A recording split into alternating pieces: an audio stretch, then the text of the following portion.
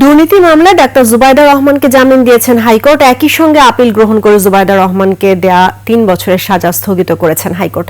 পাশাপাশি নিম্ন আদালতের নথি তলব করেছেন হাইকোর্ট। আপিল নিষ্পত্তি না হওয়া পর্যন্ত জামিনে থাকবেন জুবাইদা রহমান।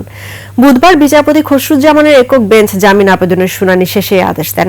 এর আগে দুর্নীতি মামলায় ৩ বছরের সাজার বিরুদ্ধে আপিল করেন জুবাইদা। পরে ডাক্তার জুবাইদাকে ৫৮৭ দিনের বিলম্ব মার্জনা করেন হাইকোর্ট। এর আগে ২০২৩ সালের অগাস্টে জ্ঞাত আয় বহির্ভূত সম্পদ অর্জনে বিএনপির ভারপ্রাপ্ত চেয়ারম্যান তারেক রহমানের ৯ বছর ও তার স্ত্রী ডাক্তার জুবাইদা রহমানের ৩ বছরের কারাদণ্ড দিয়েছিলেন আদালত।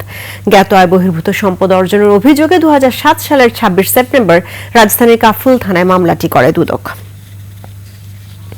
আজকে আমরা জামিনের জন্য মুভ করেছি, তো কোর্ট দয়াপরবশ হয়ে আপিল শুনানির জন্য গ্রহণ করেছেন।